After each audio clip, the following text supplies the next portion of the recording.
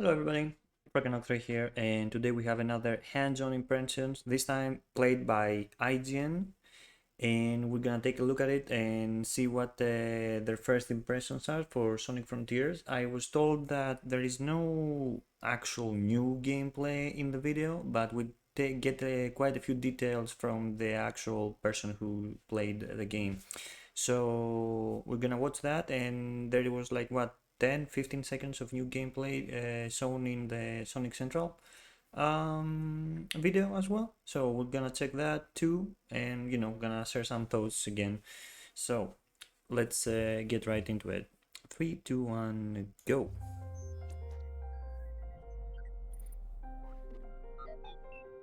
Sonic's done a lot in 30 years. He's been a pioneer of the high-speed 2D platformer, an Olympic athlete, a respectable kart racing enthusiast, a fighter, a TV star, and a Hollywood blockbuster movie star as well. But he's never done open world. And Work in progress gameplay build. This is the first time they showed that. I wonder if it's like a little bit of damage control. I don't want, like, for lack of a better word, I guess, but Sonic Frontiers fixes good to see that. I was fortunate enough to be one of the first people outside of Sonic Team to go hands-on with Sonic Frontiers, and let me just say, if you're worried about how the blue blur will fare in this unfamiliar genre, I think Crush 40 probably put it best. Open your heart, it's gonna be alright. Okay, I hear him optimistic, but a thing to remember about like first impressions is like they are first impressions, right? Like at first they sound like pretty positive and everything is cool and all, along maybe with some gripes that the person who did the first hands-on impressions have, but later on the review comes and it's like it's completely different. So keep that in mind. Like, don't let your the first words like hype you up. Like, cautiously optimistic. That's how you need to approach this in general.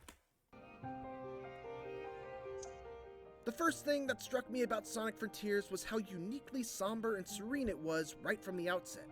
After flying into a wormhole with Tails and Amy, Sonic finds himself separated from his friends and all alone on an isolated island. Okay, Tails, Amy confirmed, went through a wormhole and they're like in the Starfall Islands. I'm pretty sure they said like I think it's Starfall Islands. Okay. With nothing but an AI voice guiding him to collect the Chaos Emerald. An AI voice guide him to collect the Chaos Emeralds. Okay, so the Chaos Emeralds are there, probably the ones that I was speaking in my previous videos. There's no one for Sonic to bounce quips off of, no energetic Crush 40 soundtrack, just wide open fields as far as the eye can see. Okay. There's an air of mystery in Sonic Frontiers, and it's a vibe that's driven home even further by the beautiful yet minimalist piano melodies that accompany Sonic as he explores the island.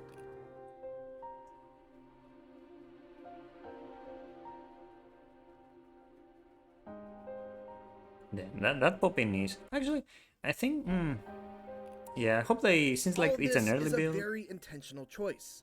I asked Sonic Team head Takashi Izuka to describe how the tone of Sonic Frontiers differs from previous Sonic games, and he said, past games in the Sonic series have taken different tones depending on their stories and themes. This time, these mysterious islands are the game's major setting. That's why our artists have worked hard to create a mysterious mood. Okay. Of course, the big new change in Sonic Frontiers is the shift from purely linear levels to a huge open world where Sonic can freely run in any direction. Okay. But Sonic Team doesn't like to use the term open world to describe Sonic Frontiers' gameplay, instead referring to its style as being open zone. Yeah, they said that before, they referred to as open zone compared to open world. Open world games like Zelda or other AAA games fundamentally have RPG or adventure worlds. For Sonic, the core here is a 3D action game. Our basic idea was to have that take place in open space. What sets Sonic Frontiers apart is this different approach to an open game world. Having played Sonic Frontiers for about 4 hours, Played for 4 hours, okay, and they still say the game is like a 3D action. It's not like an adventure or like RPG world. Like, okay, I see what they're saying here. it's easy to see what Izuka-san means. Sonic Frontiers' open zone design is very different from any other open world I've played. It's a giant playground. Every few feet there's a bumper spring that bounces you like a pinball between 5 other bumpers before putting you on one of the many grindable rail tracks. Or a speed ramp that sets you on a completely different path leading to some other collectible or reward. Or a line of rings that you can lightspeed dash into. Alright, Lightspeed as confirmed. Essentially, they've taken that core appeal of every Sonic level having multiple paths that eventually loop back around to the main one, and applied that to these giant non-linear open zones. Makes sense. One thing that has to be noted is that very few of these elements are built into the environmental design, meaning that rails, platforms, boost rings, and so on are just inexplicably floating in the air all around, which isn't totally unusual for a Sonic game, but it feels especially jarring in Frontiers in particular because of the frequent and sudden pop-in of these objects and the otherwise very naturalistic art style. Very good put, yes. That is how you go about it, you know. Very solid critique there, yeah, I'm with him there.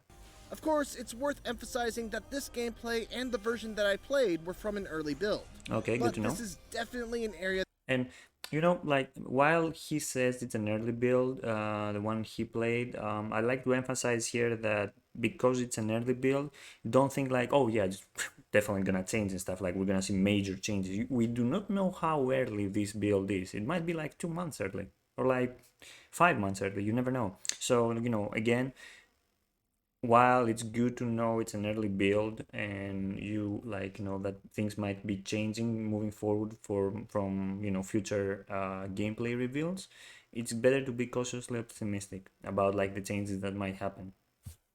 That I would hope to see improvement in the final version. Beyond that, there are also a wide variety of puzzles and challenges that are littered throughout the zone, and completing them is how you uncover sections of your map. Okay, so completing puzzles will uncover more of the map. Okay. Most of these are very simple, requiring you to orient the statue the correct way, quickly hop back and forth between colored tiles, or use Sonic's new side loop Okay, ability that was to new draw circles gameplay right around there. certain We didn't see objects the in colored tiles environment thing. to interact with them. The best ones, though, are the races against the clock where you have to get from point A to point B in a limited amount of time. Now that's nice. You know, you are on the point B, say like go to sorry, you're on point A, go to point B in that amount of time. That's actually kind of cool for an open world, open zone, like they call it for Sonic, because you know, you need to take like a best route you can to reach that. And being an open zone, you have like, you know, you don't have like the set path, you know, like whatever you do, oh yeah, I'm going through there. You can go, you know, however you want to. You might find something that would be really nice, like kind of tricky as well, to make it faster. That's kind of cool. The openness of Frontiers level design makes straightforward races like these a ton of fun, because you have to try and improvise a path to the end that might not be immediately obvious. Sonic's new tricks, alright. There are some exceptions, but combat in traditional Sonic games generally isn't a thing that goes much deeper than jumping, rolling, or using a homing attack into enemies at the right time. That changes in Sonic Frontiers, which now has you fighting all sorts of wandering enemies and mini-bosses using an all-new array of incredibly flashy attacks. It's not all style and no substance though. Sonic is able to quickly dodge using the bumper buttons on the gamepad, and by pressing them together, he can even parry attacks with the right time. Parry attacks. Sonic has a parry? Okay, I see. By using both bumpers, like you can parry. Okay, that's kind of cool. His homing attack also feels much more powerful, landing with a ton of impact and keeping Sonic stuck to his enemy, allowing for a flurry of follow-up strikes. One of the things I really appreciate about the combat from what I played is that there are usually multiple ways to deal with specific enemies. Like, take for example this guy, who has an impenetrable shell that he can expand into spinning blades and throw at you. One way to deal with him is just to carefully time your homing attacks so you don't get hit by the blades. But if you do that, the window to damage him is small. To increase that window, you can either parry the blades and knock them away right before they hit you, or you can even use Sonic's side loop ability to encircle the enemy, which causes the shell to go flying upwards. Okay, that's nice. Defeating these enemies will reward you with EXP that you can use to purchase new skills from a skill tree, which gives Sonic Frontiers a really nice feeling of power progression. Okay, so those were EXP shards pretty much. Like I said in the previous video, I was thinking that might be EXP, so that's what's EXP shard, and there is a skill tree, so we can, you know, buy skills. Okay, cool.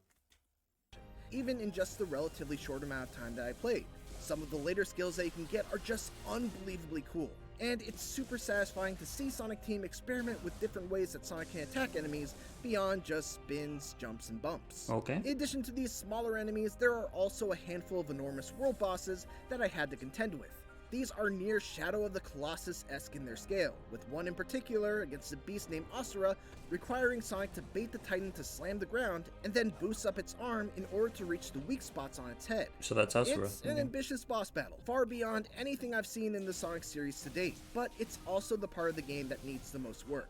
Far too often, I'd fly off the boss's arm without knowing why, or I'd get to the top and for some reason lack the momentum needed to actually reach the head. Sonic must hunt down and defeat these bosses in order to collect portal gears, which open up portals that lead to bite-sized linear stages, done in the Wait, what? style of portal gears, which open the head. Why? Or I'd get to the top and for some reason lack the momentum needed to actually reach the head. Sonic must hunt down and defeat these bosses in order to collect portal gears, which open up portals that lead to bite-sized linear stages, done in the style of previous Sonic games. Alright, so there's a confirmation. So by defeating those bosses, you get those like gears, and those gears will help you open the portals to go into stages that displayed like colors, generations, Unleashed. I hope not so as much as Forces, because Forces were like really short and quite linear compared to Unleashed, Generations and Colors. So we'll see how that ends, but that's very, very good to know. That's actually what I was thinking. Like it can't be just the open world, right? So we have actual stages, action stages, you know, and we go there by defeating the big bosses and getting like the gears from them. Cool. Giving Sonic Frontiers a nice mix of both old and new styles. These classic levels each come with a handful of optional goals, like beating the level under a certain time, collecting all the red rings, and Red ring confirmed as well again. so on, with each goal rewarding you with a vault key, which are needed to unlock the coveted Chaos Emeralds. I see. So those are the gears, and by doing those quest-like missions, pretty much, you get like the keys to unlock the Chaos Emerald. Sonic Frontiers is an exciting new step forward for the Sonic series into uncharted territory, and based on my time with it, Sonic Team seems to have hit upon a winning formula. There's certainly still work to be done before it's released during the holiday season. There's a lot of distracting pop-in, there's a fair amount of bugs still left to be squashed, and the big boss fights could do with some tweaking. But ultimately, my time with this early build answered the one question I had on my mind. Will Sonic's one-of-a-kind gameplay translate into an open world? The answer is a resounding absolutely. Thanks for watching, and tune into IGN for more Sonic Frontiers coverage as part of IGN First. And for everything else, keep it here on IGN.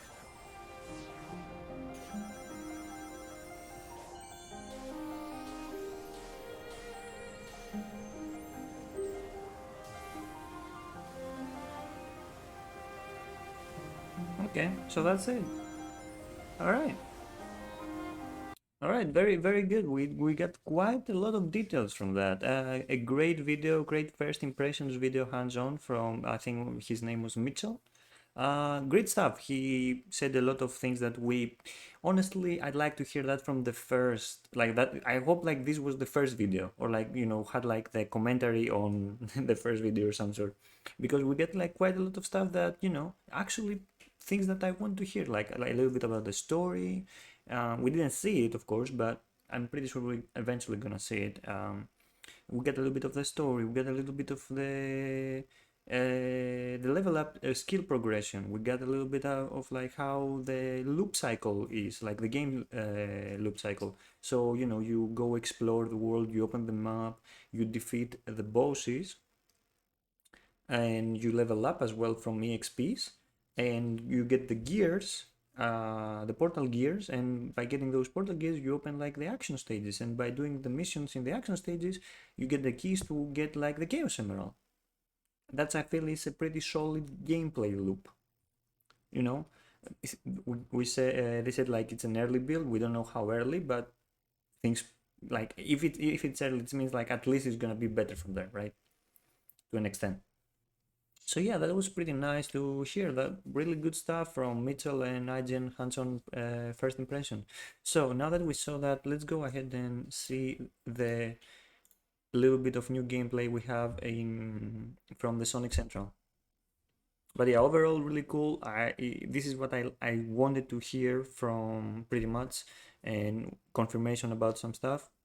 I'm actually cautiously optimistic again about the game. I'm looking forward to it, but cautiously optimistic overall. All right, so let's go and see what we got here from Sonic Central. Okay, I see Sonic up there. Huh. This is a boss, I imagine, huh? Okay, you fight the boss in the actual world. You like, okay. Sidestepping.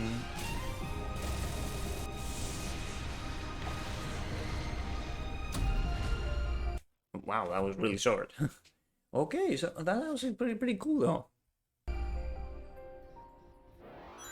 Hey, Sonic fans. That was actually pretty cool. Like this is like I imagine like one, you know, a big boss to open maybe an action stage or something. You follow the boss to go up and hit him, sidestepping to evade like the attacks.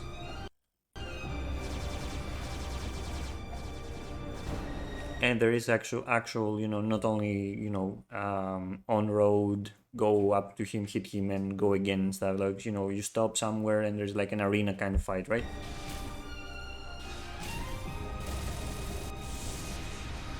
All right, that looks kind of cool as well. Yeah, that looks pretty cool. All right. Sonic Frontiers coming soon, 2022. All right. So that was for today's Sonic Frontiers news. I we did go through the IGN hands-on. We saw this footage. Overall, I liked again what I saw. I am of the same idea and thoughts as the person who was doing the hands-on impressions. You know, there needs policing to be done. But overall, like I like the feel, I like the vibes. I think I'm optimistic about it, but I'm cautious. I'm not getting like overly hype or anything like that. That's always how I tend to go about the games, and usually when I like how I go about it is that like I like what I'm seeing. I'm not gonna get overly hype unless like something screams that this game is gonna be so good. There's no way like there's something bad about it. If I had to give an example, I guess would be probably maybe Elden Ring, like comes to mind. Like Elden Ring is one of those games that they can do no wrong kind of thing, right? Anyway, yeah, that's about it. I pretty much said what I want to say. I'm looking forward to seeing more. I hope tomorrow, since not tomorrow, the day after tomorrow, the Summer Game Fest is gonna play. I hope we get an actual proper trailer. Like so far we've been getting drip feeding, like hands-on impressions, direct footage, which is nice. Personally, I like that because if we didn't get the direct footage and we get like that 31-minute like cat and slash videos, like we wouldn't know exactly what is happening. And the last one from IGN is the best one because we get a lot of details on how the whole thing is, how it plays, a little bit of the story and all that kind of stuff that I talked about earlier. So yeah, looking forward to it. I hope we get a trailer at Summer Game Fest, like a full trailer, like maybe 2 minutes, something like that. Maybe we can see those action stages. Like I'd love to see those action stages, how they are. But yeah, take care everyone. Thank you very much for watching, and I'll see you guys around. Bye bye.